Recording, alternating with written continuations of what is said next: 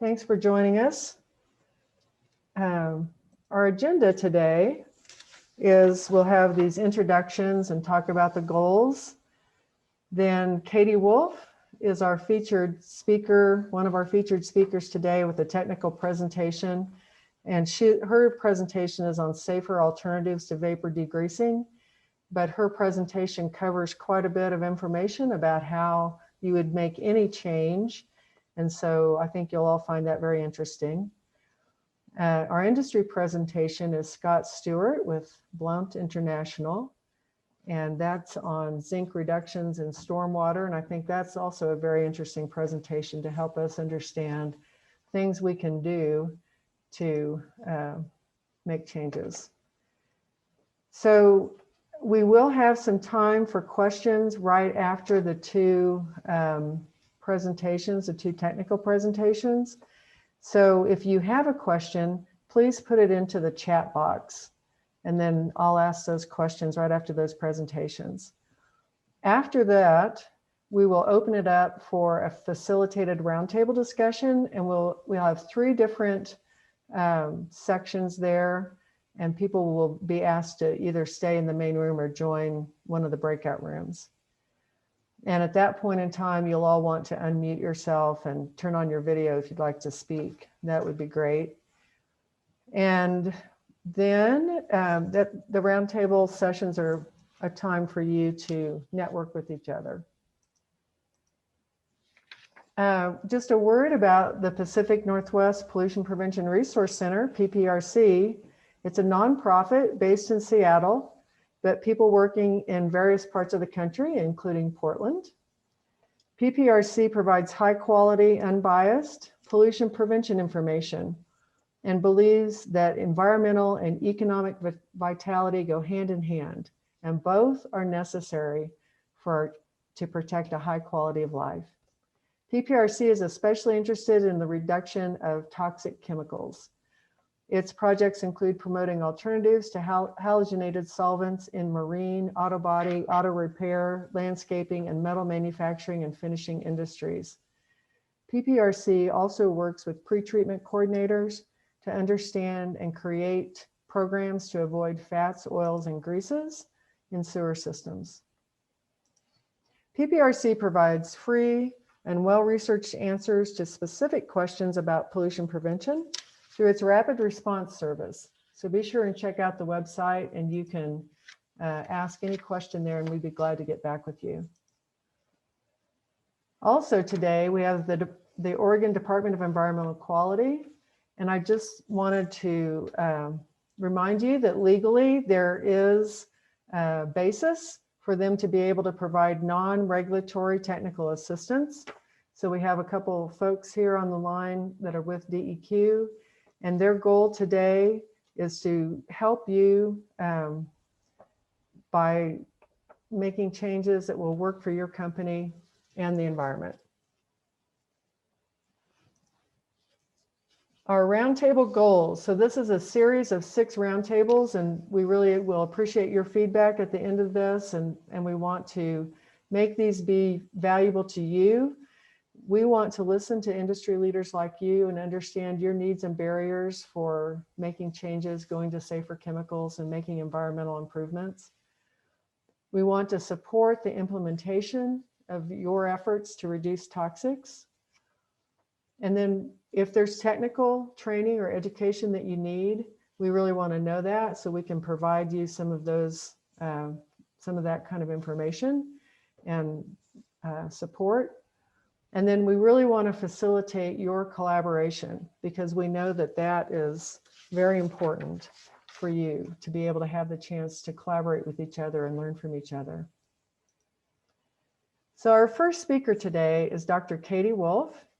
She didn't want to give me a picture, so I found this image that I think works.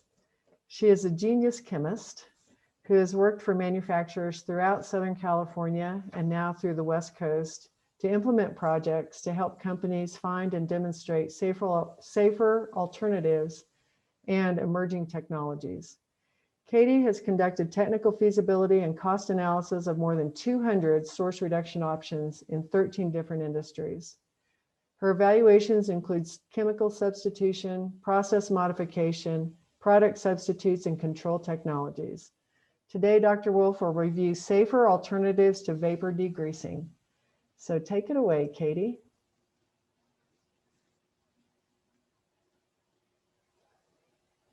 And in addition to sharing your screen, don't forget to unmute, Katy.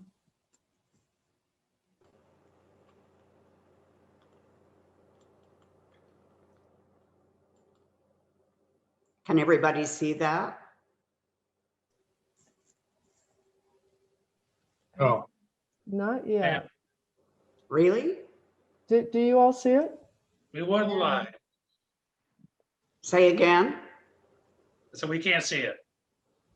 I'm not sure what to do. Okay, let me see here. Share screen. Oh, there we go. Sorry, let me just get in full mode here. I'm sorry. You're perfect.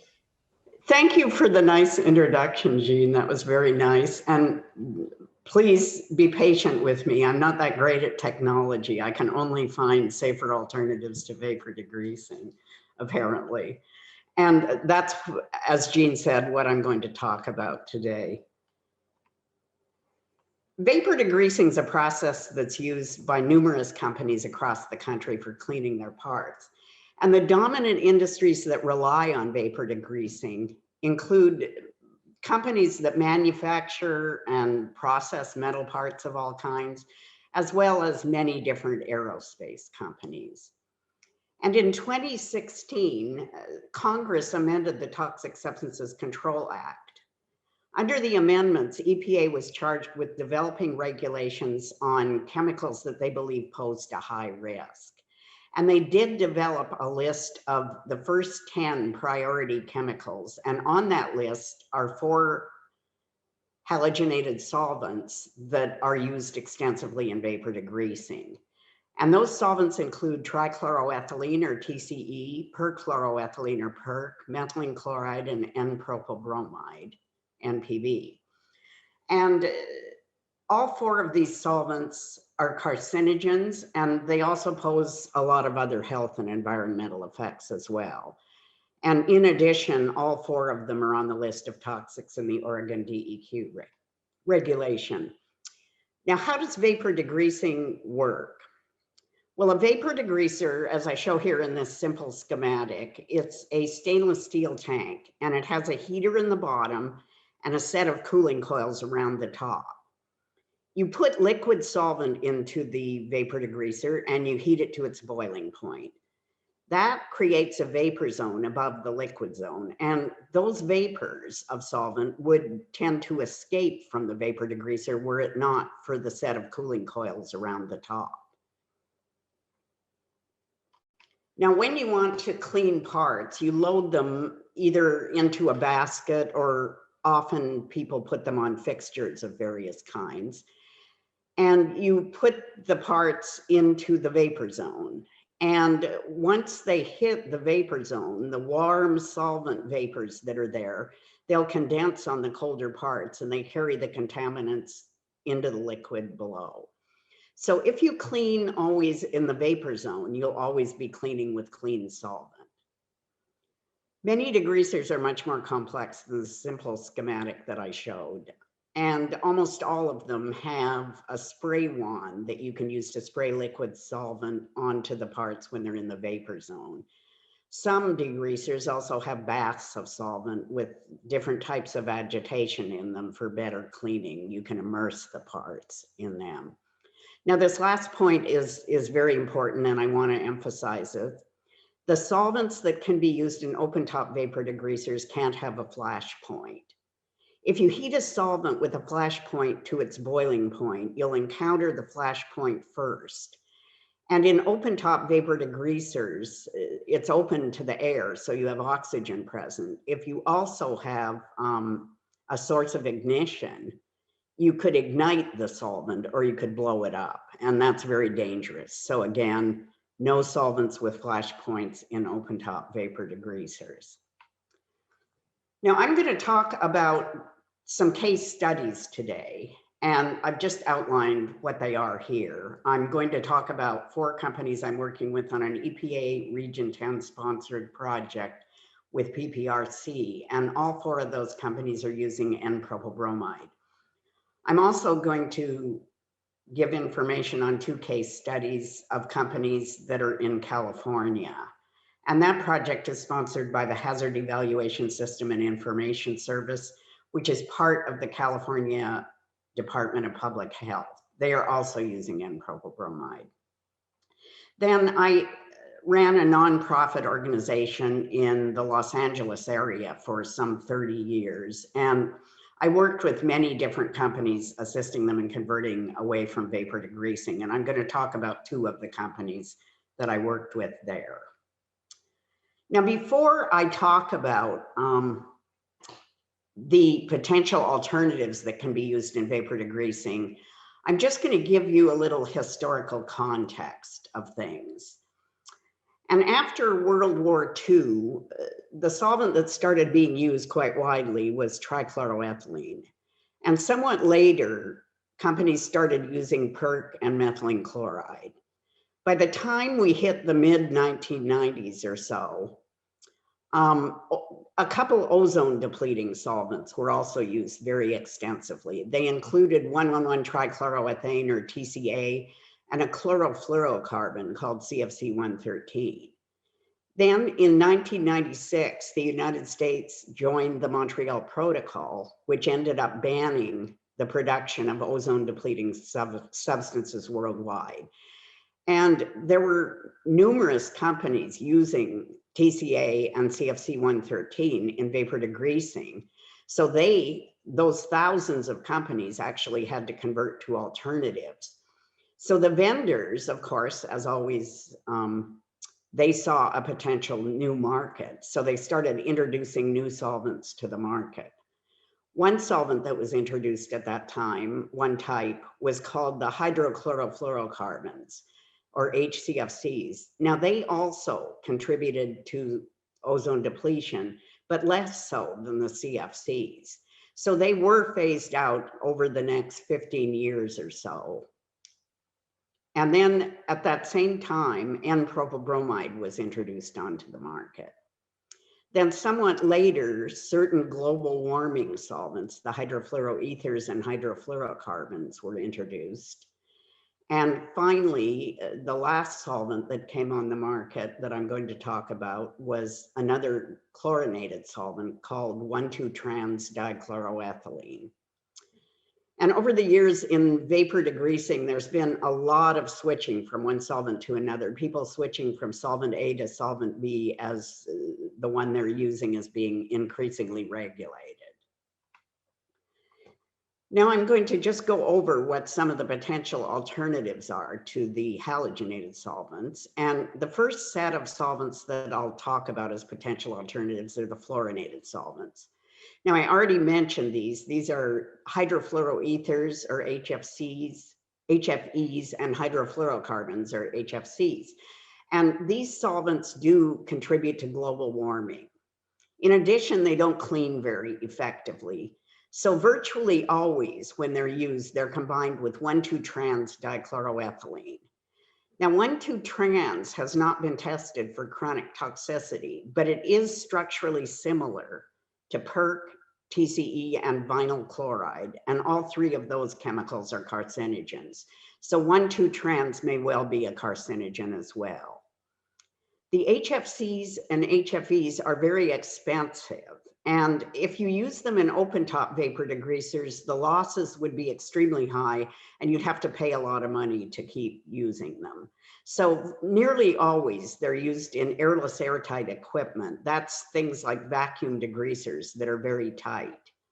And vacuum degreasers are very expensive. The smallest system you could potentially buy would run you about $100,000. But in most cases, they cost between $400,000 and $1 million. So the equipment's very expensive. Another fluorinated solvent is a hydrofluoro olefin. There's a particular solvent that's used in these applications. It doesn't contribute to global warming, but a toxicologist in California has evaluated its toxicity, and she believes it's cardiotoxic. So there could be an issue there. It is used in open top equipment, which is very expensive, and it's expensive itself.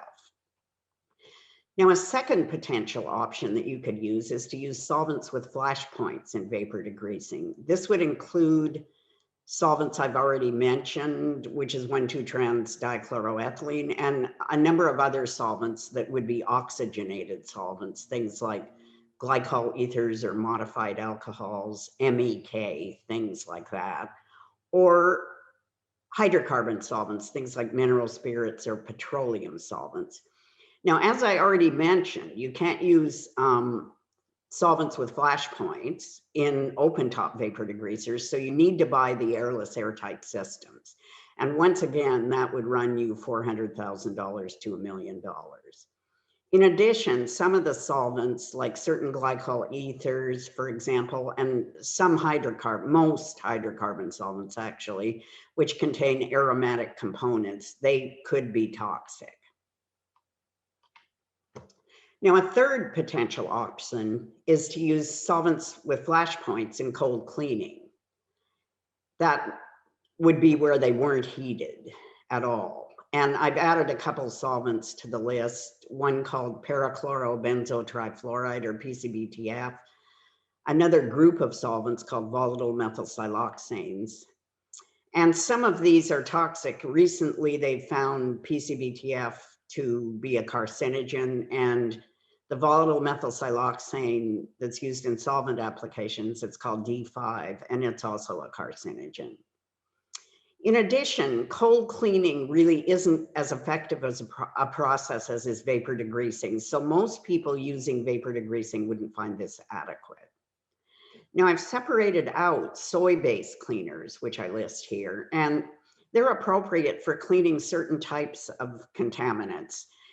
For example, companies that make optical components, they polish their components with pitch and wax, and those are difficult to remove. And it turns out that soy base cleaners are particularly effective in removing those contaminants. There are various other methods that potentially can be used by certain companies on a case-by-case basis. For example, certain companies might use a burn-off oven to decompose some of the lubricants they have on their parts.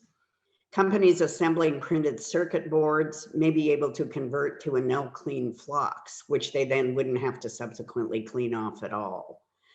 And other companies bringing in heavily contaminated parts from the field for refurbishing might be able to use blasting media to do their cleaning. Then the last option that I list is water-based cleaners, and I'm going to talk a lot more about those in a few minutes. Now, taking into account the things that I've said about health and environmental effects, the cost, the technical feasibility issues, it does turn out that water-based cleaners are the best option, and they are appropriate for virtually all of the operations that today use vapor degreasing. Some other operations can convert to soy-based cleaners, which I mentioned, or the other non-chemical methods that I talked about.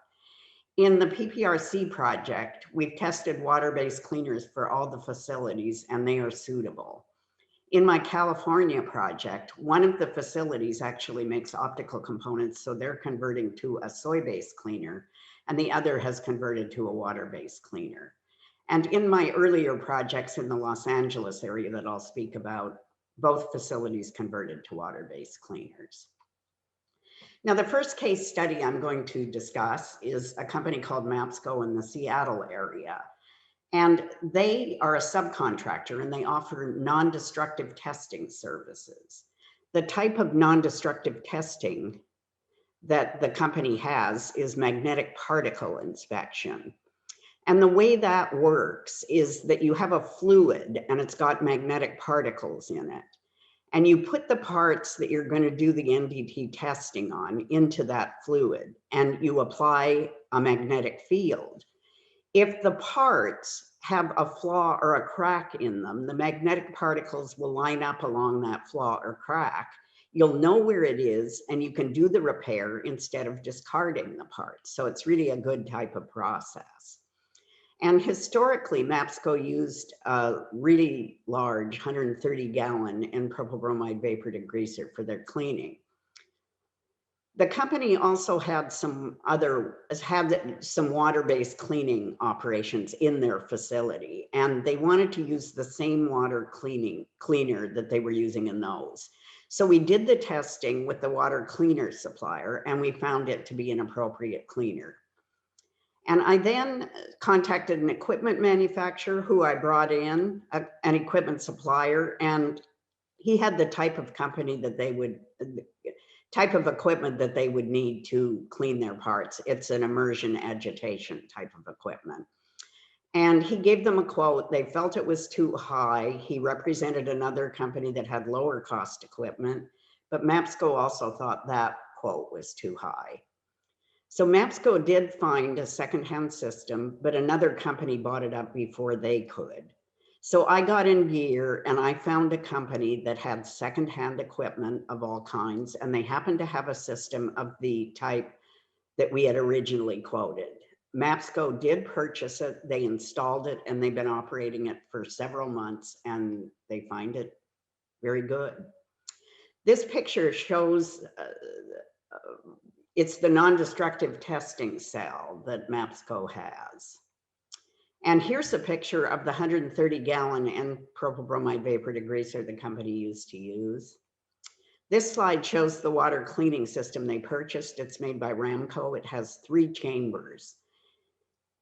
And as I mentioned, it's immersion agitation. The first chamber is a wash bath, the second is a rinse bath, and the third is a forced air dry. As you see from the picture, it also has an automated handling system that indexes the baskets in and out of the proper cleaning cells.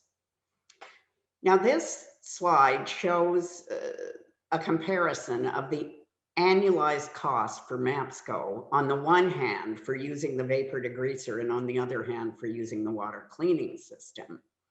Now, I like to present costs in terms of an annualized cost because I think it's sort of inherently understandable.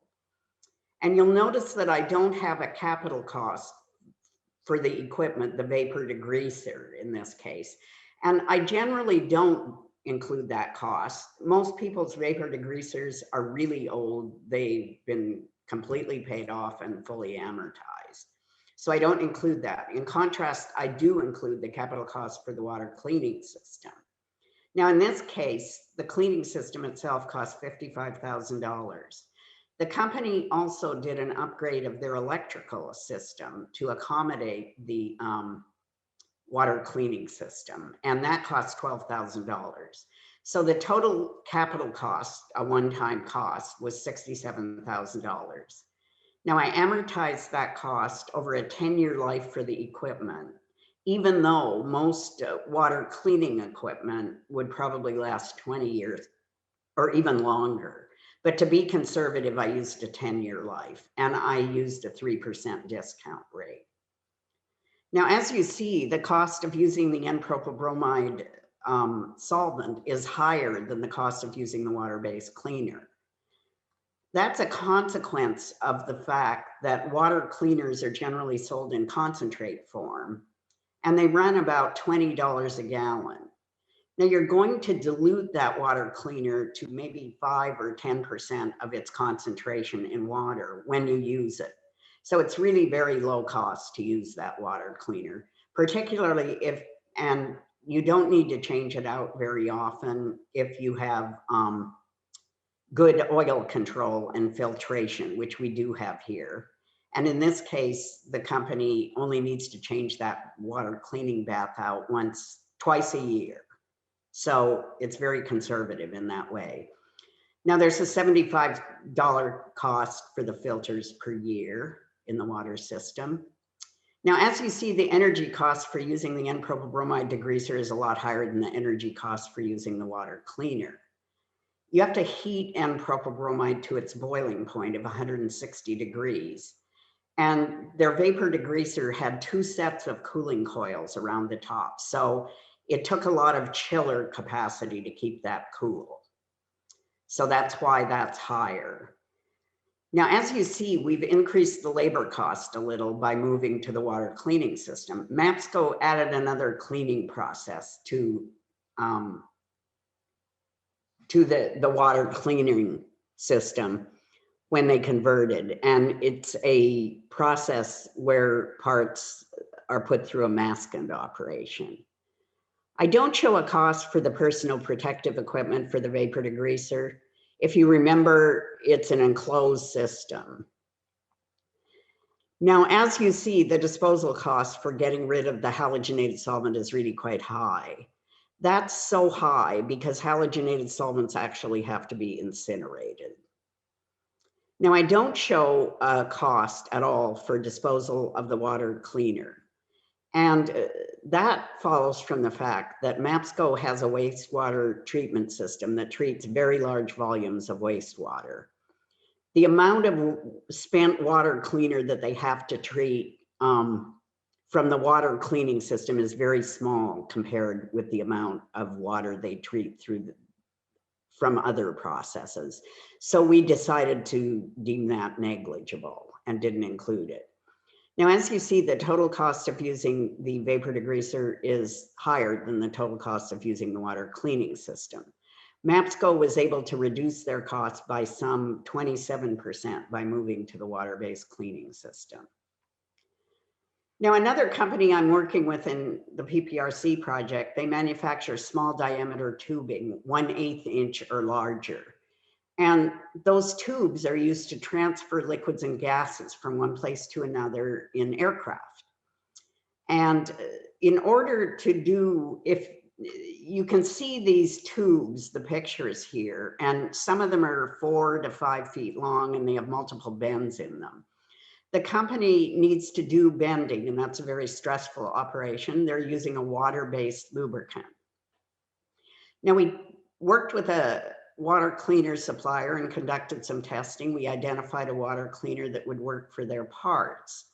Then I contacted an equipment supplier, and the equipment supplier and I knew of another company in California that had a very similar operation, and that company had converted a few years before to an ultrasonic system.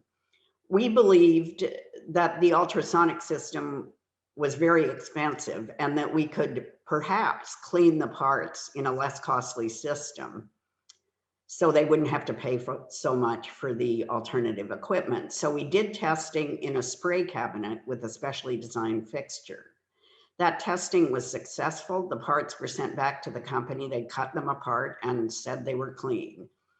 And the company now has quotes for both the spray cabinet with the fixture and an ultrasonic system. And as expected, the quote for the spray cabinet is lower than the quote for the immersion ultrasonic system. A third company I'm working with in the PPRC project manufactures ducts. They make ducting for industrial and aerospace applications. And in order to do the forming process, they use extreme pressure lubricants, and they're difficult to remove. And the company has several water cleaning systems throughout their facility, and they wanted to end up converting to a water cleaner, no more than 1 or 2 at the most throughout their facility. And we did testing with a couple different water cleaners and can remove the extreme pressure lubricants that right now go through the N-propyl bromide degreaser. And the company plans to convert to one of their existing water cleaning systems. It's an immersion agitation system.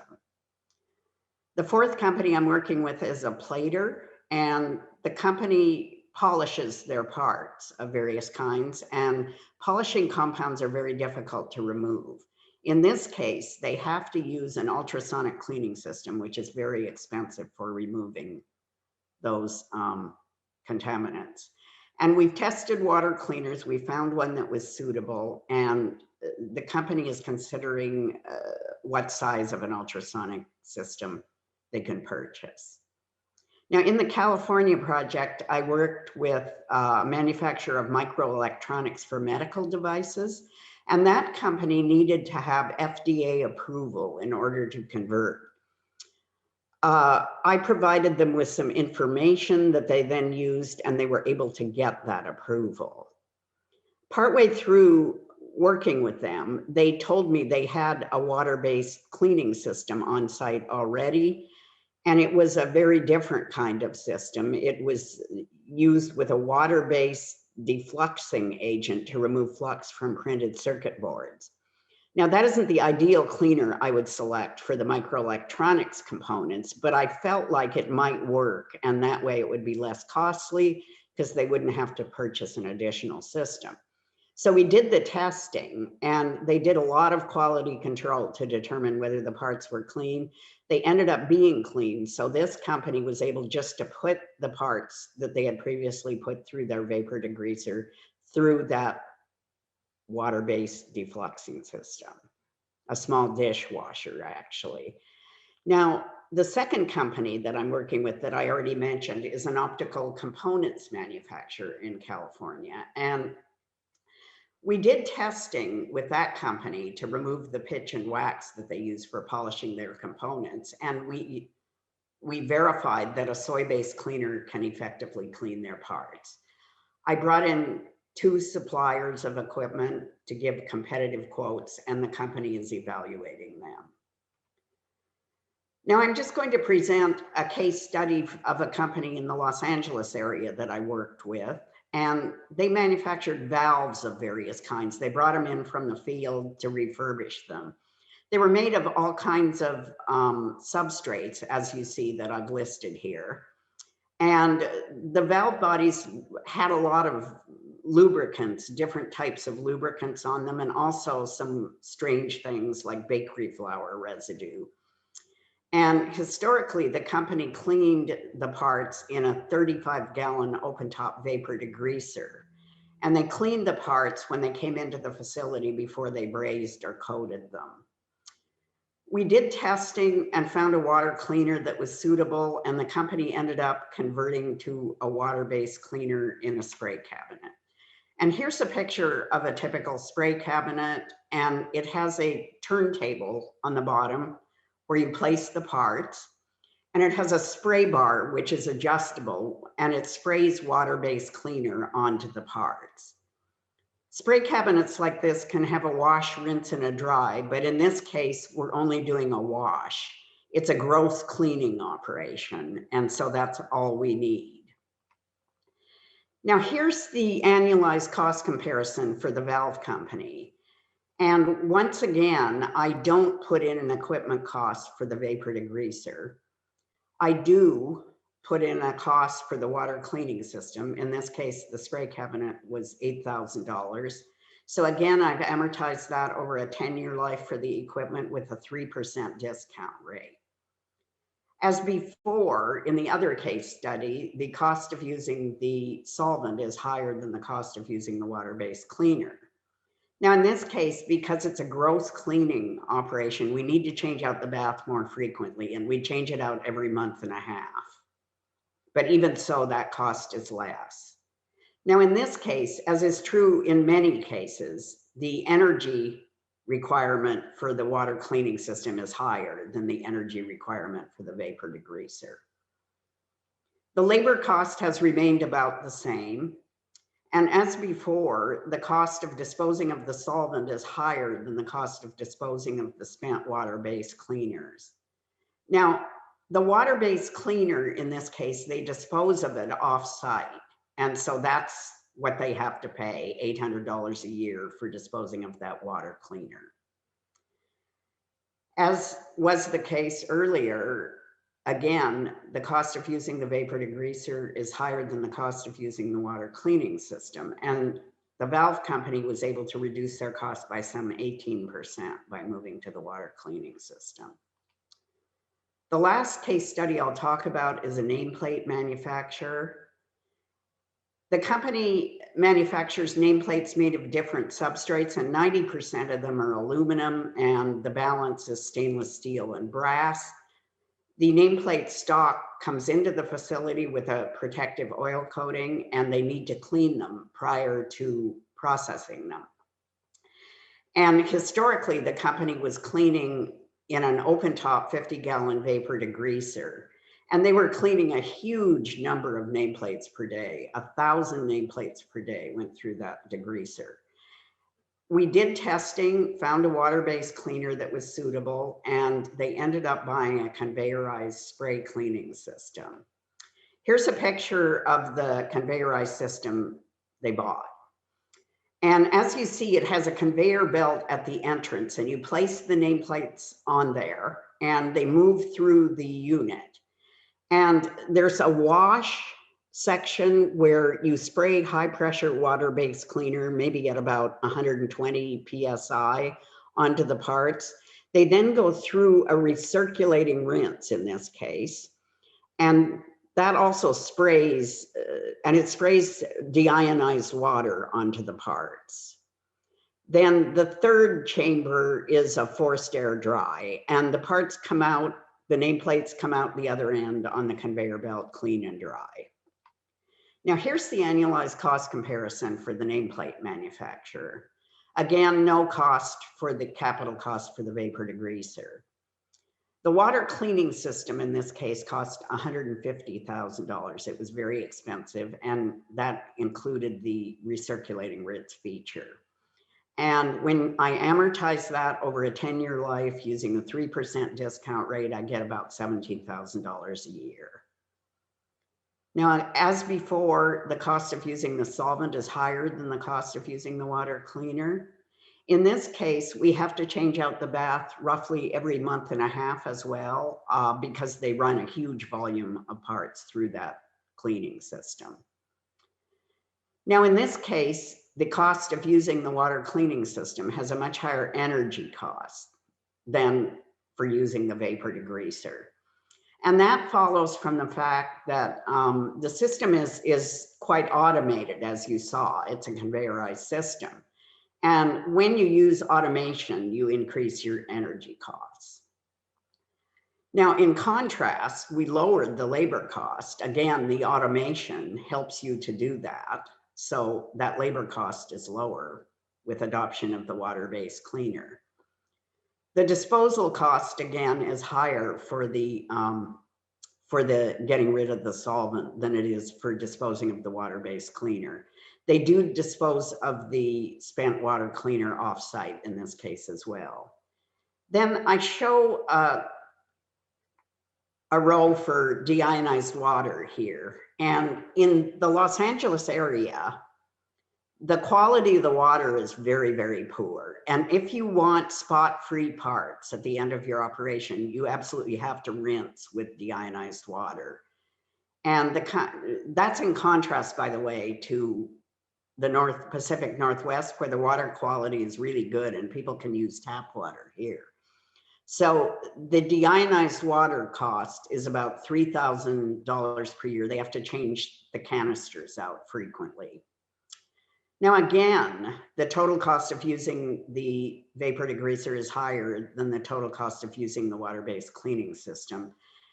The nameplate company was able to reduce their costs by about 22% by moving to the water cleaner. Now, you're going to ask, of course, is it always less costly to convert to the water-based cleaning system? And the answer is no, not always. It mostly is, but not always. I mentioned the tube manufacturer that I'm working with earlier. And when that tube manufacturer converts, the company is going to pay more for their water cleaning system. It will be more costly. Now, I just want to mention some issues that I encounter when I work with companies. Companies start out wanting a drop-in alternative. They have an open-top vapor degreaser and they want to keep using it. And often they're very, very old. And I hope I've convinced you by going over the advantages and the disadvantages of the potential alternatives to show you that there's nothing you can really drop into that open-top vapor degreaser. And vendors, of course, particularly the suppliers of the solvents that you're using right now, they'll carry other solvents. And they may try to convince companies that they can use something when they really shouldn't. Vendors are marketing 1,2-trans dichloroethylene for use in open-top vapor degreasers, and that solvent, as I mentioned, has a flash point. So that can be very dangerous. So companies need to not do that. Then I also find that companies don't believe that water-based cleaners will either work effectively or they think they'll rust their parts. So I work with water cleaner suppliers, and you can send your parts that are typically contaminated to a water cleaner supplier.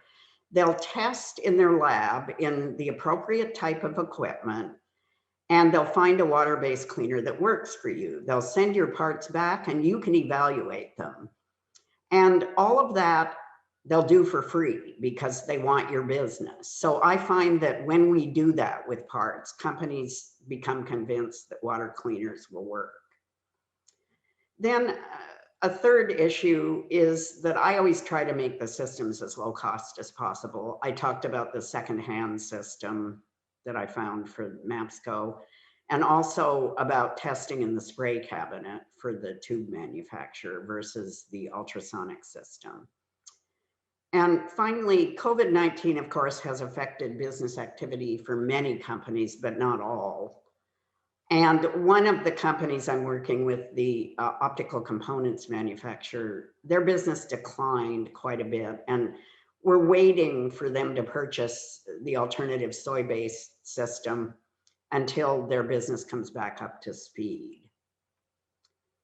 Now, just to conclude then, water-based cleaning systems are really the most appropriate alternative, and they're suitable for nearly cleaning the parts in nearly all vapor degreasing operations that are used today. And in certain cases, non-chemical alternatives or soy-based cleaners can be used as well. And I hope I've convinced you in going through this that there really is no drop-in or magic answer, and that you have to actually do the testing and the work to get into an alternative. And that leads you to the best strategy, which is to find a permanent solution so you don't have to convert it again. Here's my contact information again. Please, I am listing my phone number and my email address. Please feel free to contact me if you use solvents and want to have a discussion about how you might convert to alternatives. And I will be glad to answer questions in the question period. So that concludes my presentation. Thanks for your attention. Thank you so much, Katie. And if you want to stop sharing, okay, and then I will share my screen. And we do appreciate your presentation. And now to add to your concluding remark about it not being easy to find things or to make changes, we have Scott Stewart, who's the environmental engineer with Blount International. And Scott, I apologize. I don't know if it's Blount or Blunt. It's Blount. That's totally okay. Okay, thank you. Scott is safety, security, and environmental engineer at Blount. He is a 5th generation Oregonian, which I think is pretty impressive. And he graduated from Oregon State University with a chemical engineering degree, which is wonderful. And he's been at Blount for 7 years and worked about 30 years in the semiconductor industry previously. So Scott is going to tell us the story of hunting to find the source of zinc at his facility. So Scott, I'll let you take it away by sharing your screen. Terrific. And I don't know if you can see that. I did select it. Sometimes I think you have to click on it twice for some reason. How's that? Okay, perfect. Okay. And yeah, so yeah, I want to talk about, and I titled it Finding the Undesirables in Your Stormwater. I want to give a real brief background on Blount, and we're actually soon or kind of in a smeared process. I'm sorry to interrupt. Why don't you put it in presentation mode, because we're still seeing your preview mode.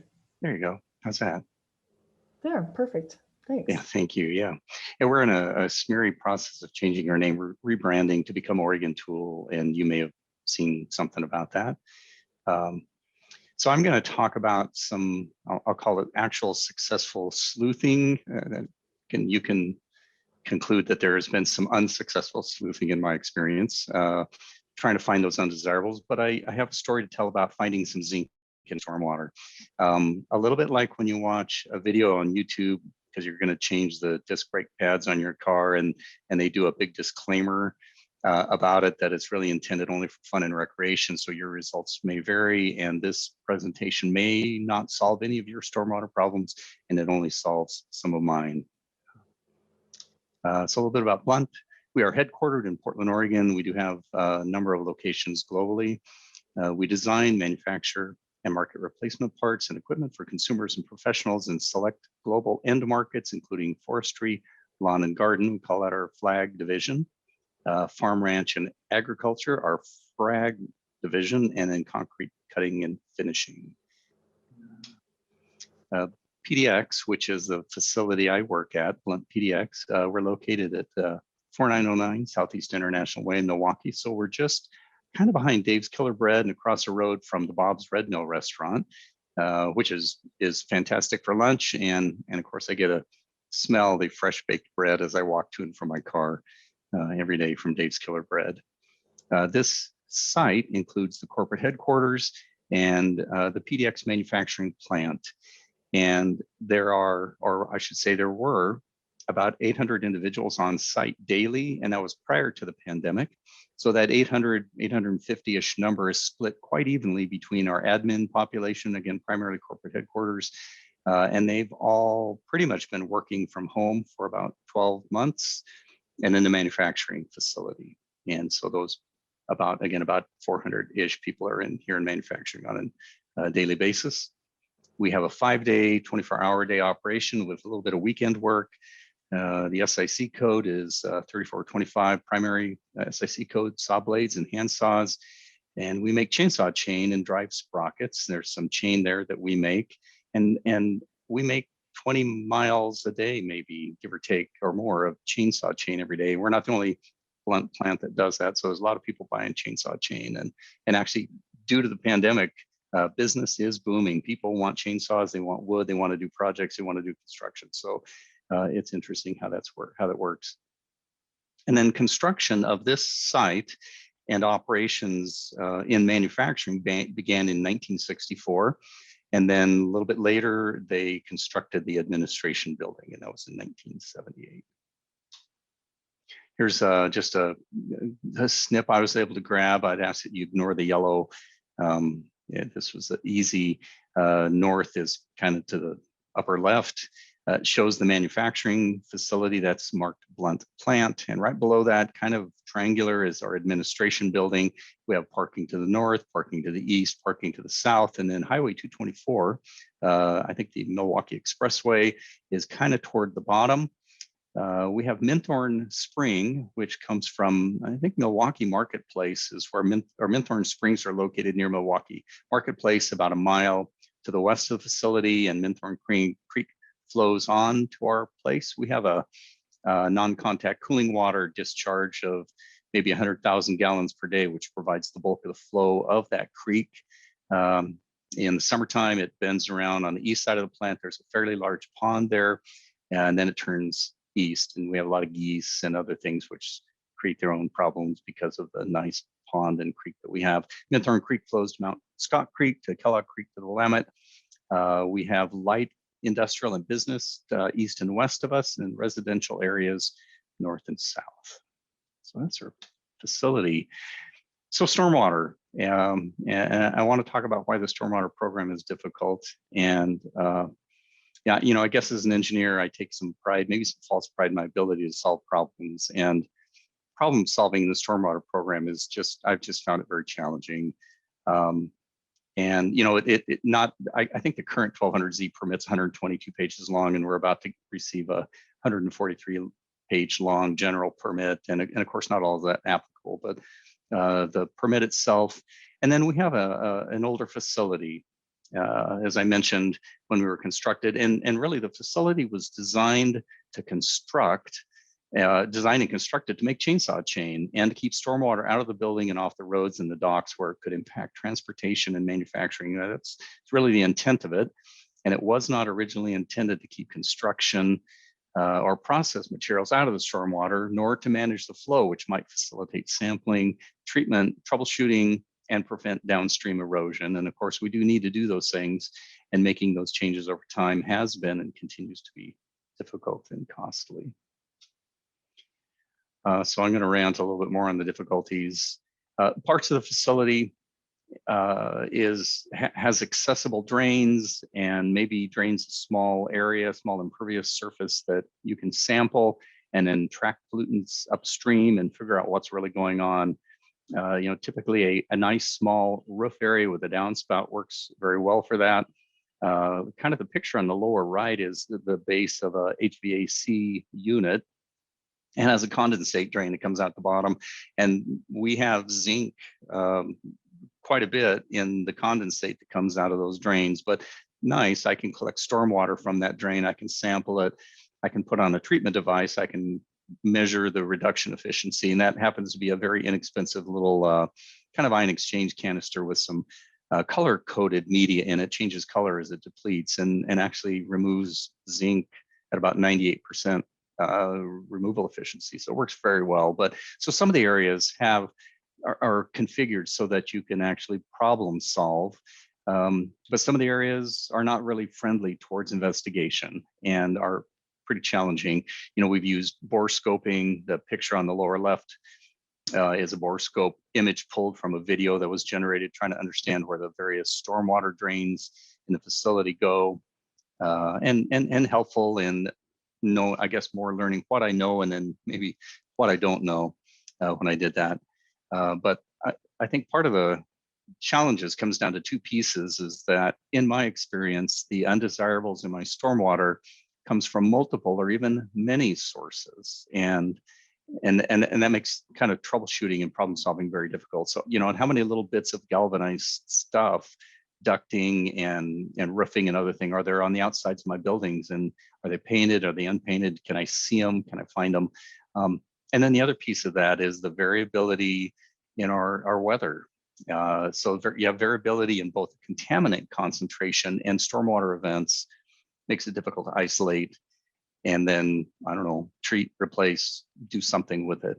There hasn't been much stormwater sampling going on since maybe late March. That's just evidence of some of the challenges in trying to do that. And I find that the same stream, the same conditions, just has wide variation in concentration.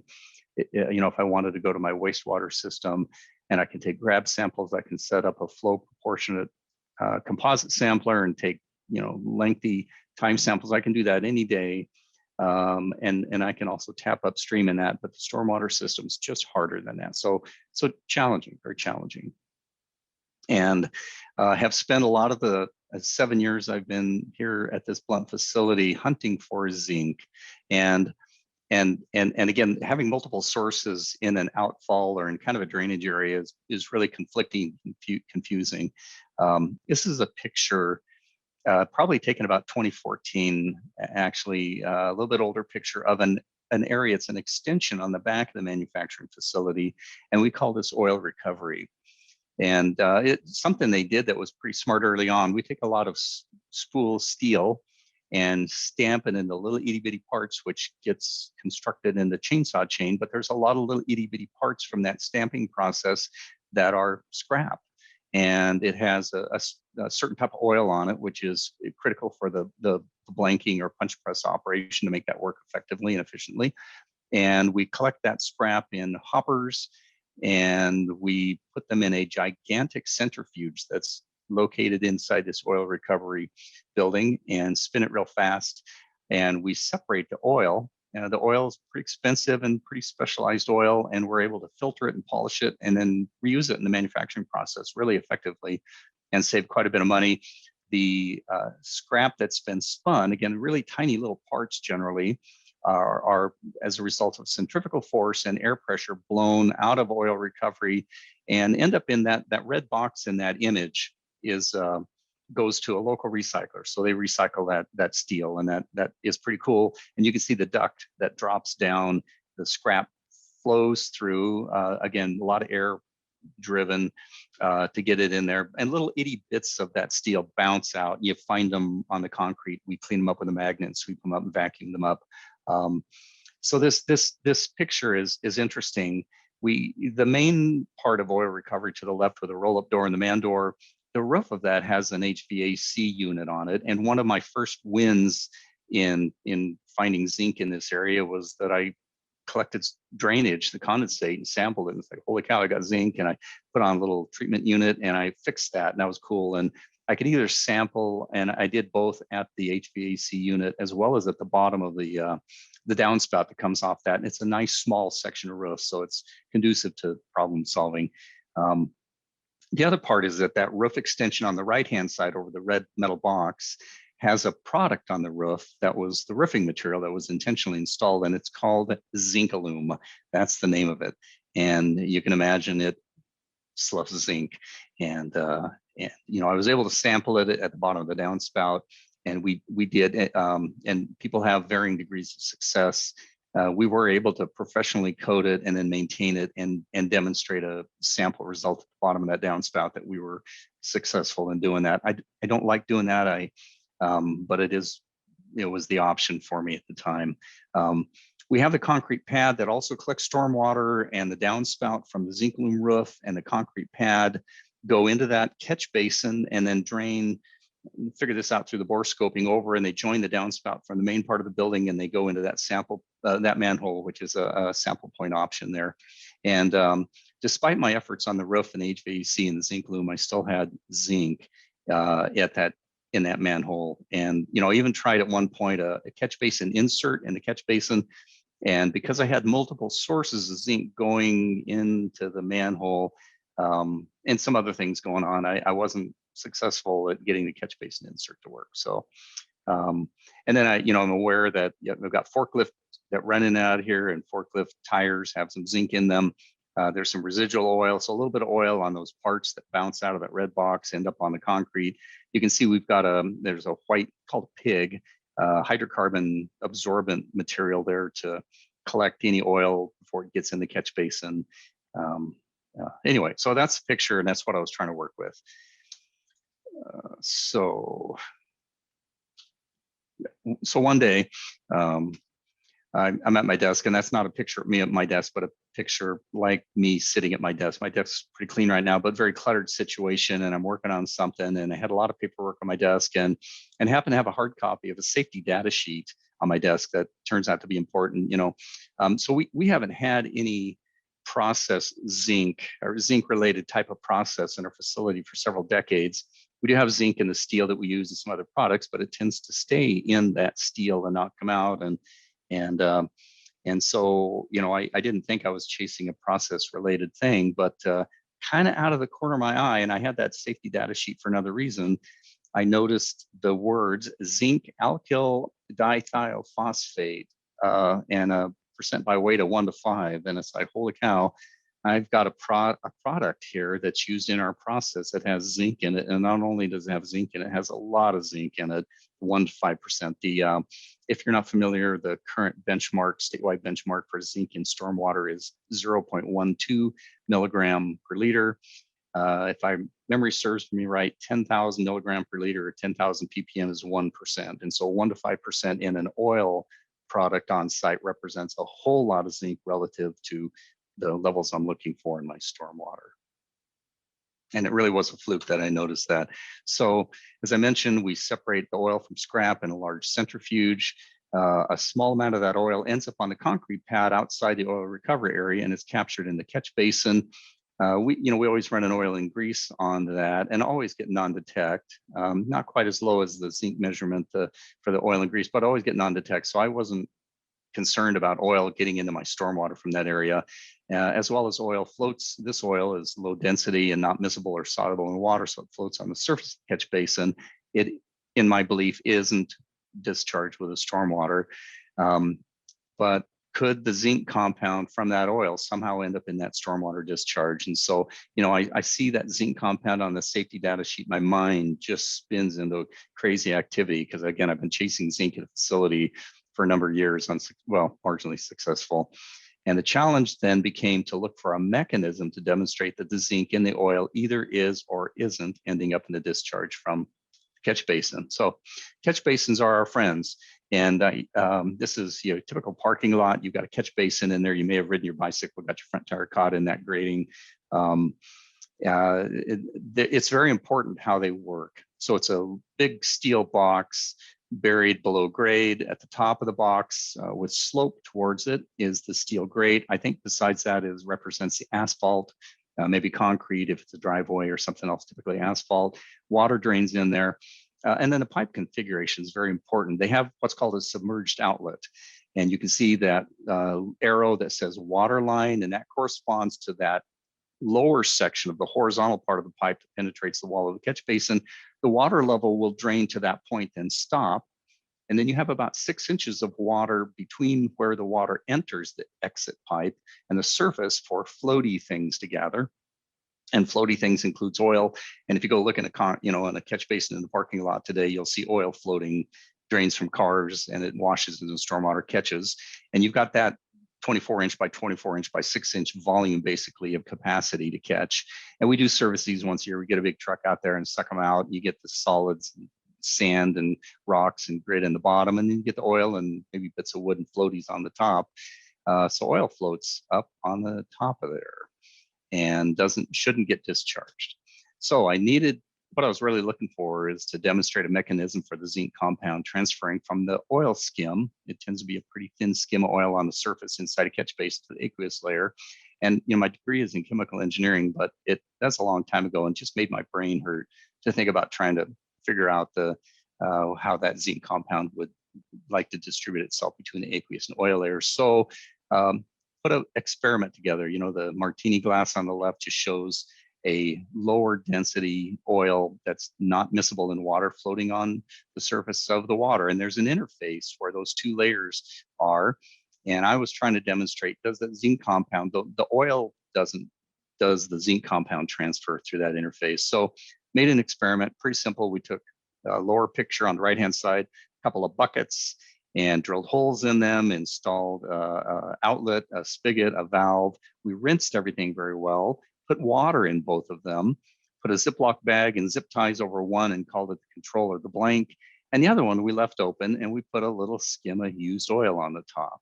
And we let that sit for a number of weeks. And then the other thing is, catch basin gets rainfall, and rainfall, the raindrops strike the surface and agitate the surface. And I wanted to simulate that. So we would take that bucket, both buckets actually, and take them outside, set them in the rainstorm, let it rain, get surface agitation, and see if that was important. And we after a number of weeks, we decanted from below, from 2/3 of the way down in the bucket, samples, and sent them off for analysis and got our results back. And results are at the bottom. The top one, the control sample, had a zinc measurement of 0.217 milligram per liter. So actually double almost the statewide zinc benchmark. It's like, what's up with that? I mean, that's another problem that there's, we either didn't rinse, we used city water when we put the samples together, but there's still zinc coming out of, I don't know, the rubber gasket, any grease we had on the gasket. For the valve, I don't know, but the main sample below came in at almost 41 parts per million, or in other words, 300 times the state zinc benchmark. And I looked at that, and I guess it felt pretty good. It felt conclusive to me that I'd identified the source of zinc, or another source of zinc in this particular area. And the question was then what to do with it. But that was the big part of this that worked really well. And so the options. And we spent time talking about this. Is there any way to prevent the oil from reaching that concrete pad? And I guess we could enclose that entire thing inside a building. The challenge is that you've got to have a big roll-up door. You've got to get those metal boxes, and they're big, in and out with a large forklift to load them on a truck. And we do that a couple times a day. So enclosing it, putting a curtain up, different things, trying to do that. Catch basin insert. treat it further downstream, or can I divert this to my wastewater system as a process wastewater, relatively small area. And so we actually wrote a corrective action in the Stormwater Pollution Control Plan for 2020 and executed on schedule, and basically prevented that discharge from going to my stormwater, and ended that zinc from getting to my stormwater. And that's the end of my story. So I think I ran long. That's just great, Scott. We really appreciate your information. I don't have any questions in the chat box right now. And since we're just a touch over, do you want to give me back control of the screen, Scott, and I'll introduce us into the breakouts? Yeah. I think we'll see everyone's picture. Okay, now I'll share my screen. Maybe. There we go. Okay, folks.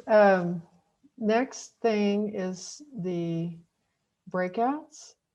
And I'm going to stop the recording. So you can know that we're no longer